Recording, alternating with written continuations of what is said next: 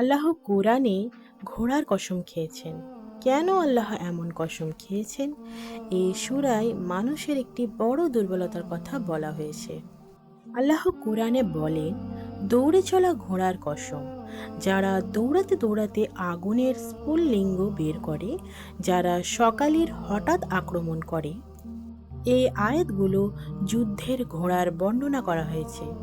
ঘোড়ার তার মালিকের জন্য এত বিশ্বস্ত, কিন্তু আল্লাহ বলেন মানুষ তার রবের প্রতি খুবই অকৃতজ্ঞত। আল্লাহ মানুষকে অসংখ্য নিয়ামত দিয়েছেন, কিন্তু মানুষ অনেক সময় আল্লাহকে ভুলে যায়।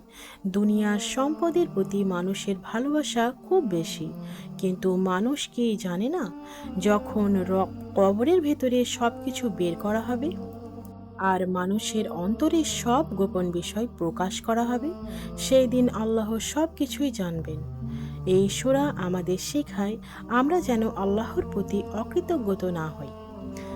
এই সূরায় আল্লাহ মানুষের অকৃতজ্ঞতার কথা বলেছেন এবং কিয়ামতের দিনের হিসাবের কথা স্মরণ করিয়ে দিয়েছেন। ভিডিওটি ভালো লাগলে লাইক, কমেন্ট, শেয়ার করুন, সাবস্ক্রাইব করে পাশে থাকবেন।